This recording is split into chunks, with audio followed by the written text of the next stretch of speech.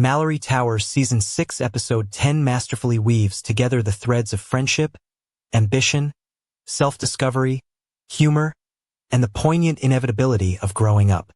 The season finale stands as both a love letter to the Malory Towers legacy and a deeply personal exploration of its beloved characters' lives as they face crossroads, victories, disappointments, and the enduring power of community. This detailed analysis will unfold the episode's events, dissect its character arcs, dig deeply into thematic resonances, and unravel the ending's wider significance in the series and the school story tradition. At the heart of the episode lie the eagerly awaited answers to letters that will shape the girls' futures.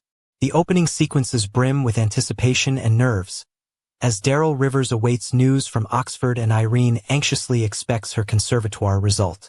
These letters are more than just college acceptances. They are powerful symbols of adulthood and change. The discussion of ridiculous revision plans and the girls' impatience for the school holidays sets a tone of impending transition, a recurring theme. We witness Malory Towers as a place between childhood and the world beyond, a sanctuary where identity is forged before the world asks you to choose your adult path. The breakfast table buzzes with teasing support and biting wit, portraying the endearing dynamic that defines the core group. There is an egalitarian spirit underlying their banter. Academic achievement, musical prowess, and comedic mischief are held in equal esteem. Here, setting the programs, seemingly a menial task, is humorously juxtaposed with Oxford acceptance, signifying how, at this school, camaraderie and responsibility are shared regardless of station. The structure rises to a crescendo as the longed-for news arrives. Irene is accepted into the prestigious conservatoire, while Alicia is summoned to Miss Grayling, the formidable but caring headmistress, to learn the outcome of her Oxford application. When Alicia's fate is revealed, she has not been offered a place. Miss Grayling's response is gentle and encouraging, focusing Alicia on possibilities rather than failure. This caring approach in the face of disappointment sets in motion Alicia's emotional journey for the episode. A sharp contrast emerges between Alicia's defensiveness and the support offered by her friends and authority figures. The web of misunderstanding and pride intensifies as Alicia insists on helping Mary Lou with concert preparations, but instead shirks her duties, leaving Sally and others to pick up the slack. This tension is amplified by the planning and excitement around the end-of-term concert. The music, especially the choice of Liszt's Liebstrom No. 3 for the concert, is deeply symbolic, embodying longing, dreams, and bittersweet partings. The episode cleverly balances the personal with the communal, using the concert as a unifying event for both the characters and the narrative threads. It showcases Malory Towers as a place where individual stories blend into a collective rite of passage. The concert preparations, jokes about rabbits and my Bonnie lies over the ocean, and Matron's exasperated warnings all speak to a cherished culture of shared inside jokes and tradition.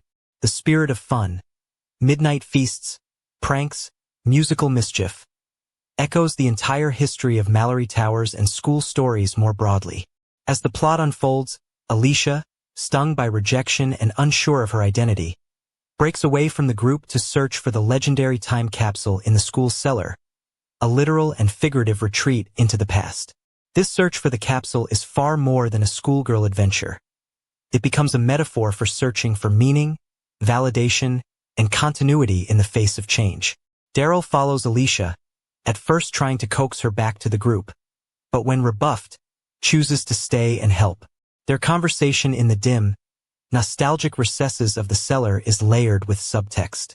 Their petty squabble, Darrell's insistence on responsibility, Alicia's prickly independence, erupts and traps them, quite literally, as a jammed door locks them inside. This physical entrapment mirrors Alicia's emotional confusion and Darrell's frustration.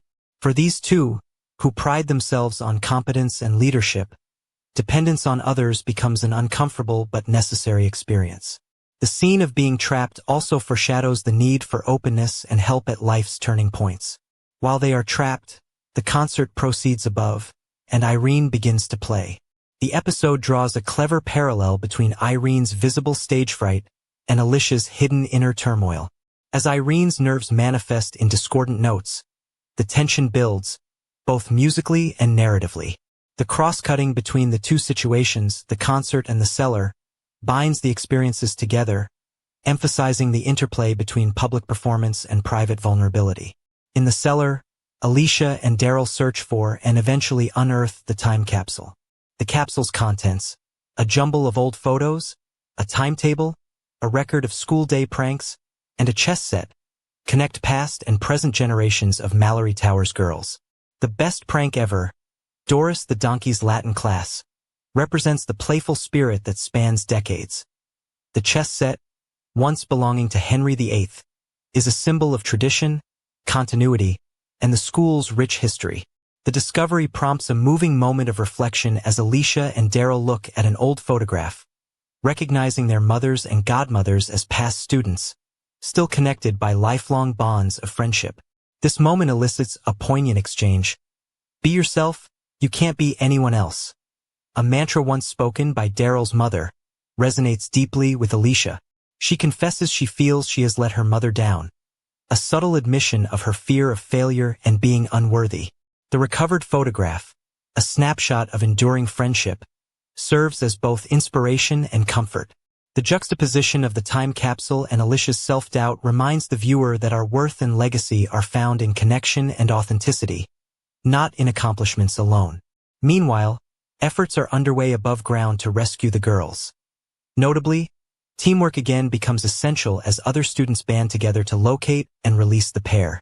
This is a recurring trait of Malory Towers. Adversity draws out cooperation and ingenuity. Throughout the series, and especially in this episode, the girls' bravery is not the individualistic heroism of adventure tales, but the collective courage and love of a group. In the quiet darkness of the cellar, Alicia's emotional defenses break down. She finally reveals the truth to Darrell. She did not get into Oxford. This is a crucial pivot in the episode. Alicia's vulnerability, long masked by bravado and humor, comes spilling out as she admits she always strives to be the best, to chase the hardest goals because she must excel. Now, without Oxford, she is forced to confront the question of who she is without that identity, who she might genuinely want to become. Darrell responds with warmth, reminding Alicia that she is valued not for her achievements but for her wit, kindness, and unique persona. The council, this is our time.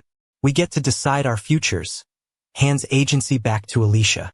This moment is one of the purest expressions of the series' core theme, that the journey to adulthood is not about living up to expectations, but discovering and embracing one's true self.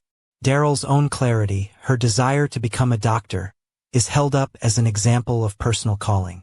In contrast, Alicia's realization that she loves sports and the experience of coaching, rather than academia, is a moment of self-discovery. That coaching, a skill she already nurtures, could be a career is a joyous revelation, turning her sense of rejection into freedom. The show thus subverts the classic coming-of-age trope. Success is not measured by society's standards, but by aligning one's path with personal passion.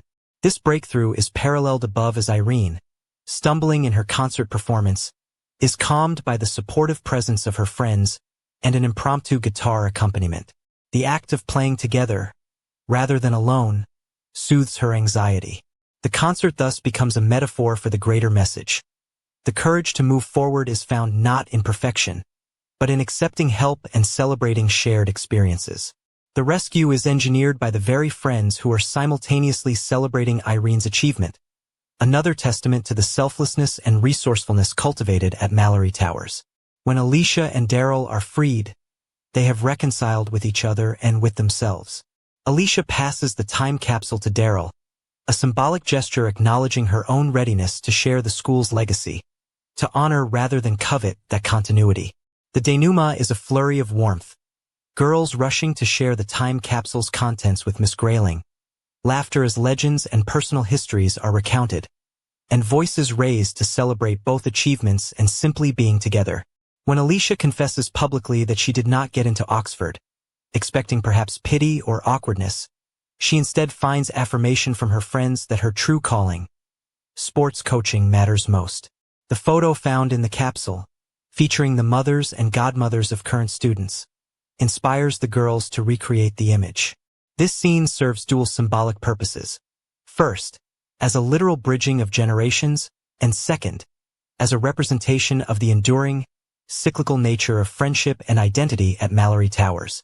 The reenactment, voices shouting "Malory Towers" and laughter echoing, is the episode's thematic centerpiece, blending nostalgia with hope, the past with the future. The closing musical number, an exuberant rock and roll celebration, brings together all the elements that make Malory Towers so beloved: camaraderie, joy, and the promise of possibility. The lyrics, "It's a giant world out there / of possibilities / but I'll always sail home / sail home to thee," encapsulate the emotional truth of the episode and the series as a whole. No matter how far life takes the girls, Malory Towers will always be their home, a place in memory and spirit. From a structural standpoint, the episode is deftly crafted. It alternates between moments of lightness, jokes about rabbits, pranks, and boisterous music, and genuine emotional stakes. Fear of failure, anxiety about the future, the pain of disappointing oneself or others. This careful modulation of tone honors the emotional lives of the characters. The pacing is brisk but unhurried, allowing space for both the busy communal events and the quiet confessions that define maturity. Symbolically, the use of the time capsule is rich. Buried objects represent the weight and comfort of tradition, ancestor figures who got through their own struggles, and the idea that each generation is both unique and connected to the past. The episode suggests that legacies are not fixed sets of achievements, but acts of kindness and boldness that ripple forward. The chess set, reputedly belonging to Henry VIII, functions as a sly nod to the long and often unpredictable game of life, with each generation moving pieces in its own fashion. Themes of self-acceptance, resilience, and community run through every scene. Malory Towers reasserts its central idea: a boarding school, or indeed any close community, is meant to foster not just achievement, but friendship and self-love. In a gentle inversion, the adults, Miss Grayling, matron, are supportive yet secondary. The true guides and heroes are the girls themselves. Foreshadowing is woven into the episode with subtlety. Early, Alicia's discomfort and loss of direction are hinted at by her restlessness and difficulty in accepting help. Irene's concern about the emotional complexity of Liszt's music sets up her later troubles at the piano, and her eventual success when joined by friends. The episode is also dappled with humor, a reminder that even in moments of difficulty, laughter and lightness sustain the girls. Matron's effort to police mischief, only to be fooled by the girls' subversive rabbit song, is a classic Malory Towers moment, suggestive of a benign authority that ultimately nurtures more than it disciplines. Comparatively, Malory Towers sits alongside other classic British school stories in using the school as both a microcosm of society and a crucible for character. Like Enid Blyton's original books, the series captures the idealism of such environments, but with more nuance regarding individual difference and personal struggle. It also stands with contemporary works like The Worst Witch or even Harry Potter, which use school settings to address larger questions of identity, ethics, and belonging, though Malory Towers is more intimate, realistic, and gently feminist in its focus. The ending is significant on several levels. First, it confirms that the happy ending is not about everything going as planned, but about self-knowledge and acceptance. Having not been accepted at Oxford ceases to be a source of shame for Alicia, and instead unlocks a new vision of who she can be. Darrell's assertion that this is our time is a direct encouragement to all viewers to write their own stories. The photograph, and its modern recreation, underscore a promise. These friendships and experiences are not lost to time, but remade anew in every generation. Ending with music, a hallmark of shared celebration, reinforces the idea that joy and unity matter more than individual success. The exuberant atmosphere contrasts with the uncertainty and anxiety of the opening, marking the girls' journey from worry to hope.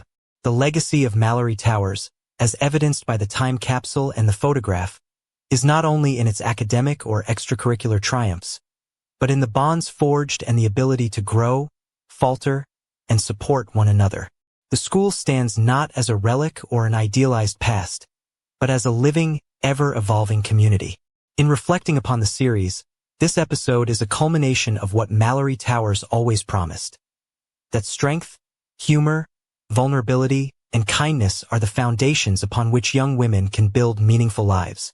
The characters' arcs remind us that neither success nor failure are endpoints, but waypoints in a larger story, one that includes mistakes, redirection, and the courage to try again.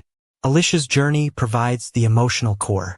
Her initial arrogance, seemingly immune to doubt, cracks to reveal longing for approval and a terror of being ordinary. This fear is one many viewers will immediately recognize. Her transformation, catalyzed by the love of friends and her own introspection, is an empathetic portrayal of the uncertainty awaiting every young adult. That she emerges not as the best by some arbitrary standard, but as herself, ready to take on a future built from genuine passion, is the most valuable lesson the series imparts. Darrell remains the series' moral center. Her inclination toward responsibility is tested by her friend's pain, and it is her ability to listen, to be gentle, that allows Alicia to find peace. Their friendship, often competitive and fiery, matures into something enduring, a testament to the lifelong strength such school bonds can bring. Irene's accomplishment is treated with honesty. Her acceptance to the conservatoire is lauded, but her stage fright and recovery on the piano are equally celebrated. Malory Towers' message is that vulnerability is not weakness, and that courage can be found in trying again, together. The themes of nostalgia and the cyclical nature of school days are highlighted through the time capsule, which stands as a metaphor for both hiding and recovery. The past is not to be fled from or emulated blindly, but used as inspiration. The juxtaposition of the old photograph and its recreation is more than a visual rhyme. It is a benediction for the future, a hope that each new group of Malory Towers girls will both honor and transcend the past. Throughout, the narrative is subtly feminist. The girls are allowed ambition, disagreement, humor, fear, and triumph. Their stories are not defined by romance or rivalry, but by self-discovery and mutual support. The headmistress and teachers provide structure but do not smother. The students are the primary agents of change and growth. The light-hearted musical numbers and group choreography at the end establish the Malory Towers tradition of joy in togetherness. The deep blue sea, so prominent in the closing song and throughout the series, reminds us that while the wider world is vast and unknown, it is also beautiful, inviting, and possible to navigate with the skills and friendships earned at school. In totality, Malory Towers' S06E10 is a deeply satisfying conclusion, not because every wish is fulfilled, but because every fear is faced, every longing is acknowledged, and every character is given the chance to choose their own next adventure. The school setting, the capsule of tradition, and the breathtaking cliffs are backdrops to one central lesson: the importance of friendship, authenticity, and hope as one charts a course beyond the safe harbor of childhood.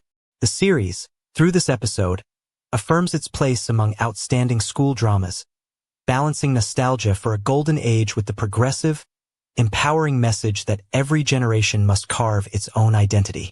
The inclusion of tradition, the time capsule memorabilia, the mother's photograph, is not a call to repeat the past, but an invitation to use its lessons as a compass. As the term ends and the girls surge into the sunlight, music and laughter trailing, Malory Towers reminds us anew that life's challenges are best faced with open hearts, humor, and the steady support of friends. The holiday beckons, infinite possibility awaits, and the spirit of Malory Towers glows bright in each of its graduates.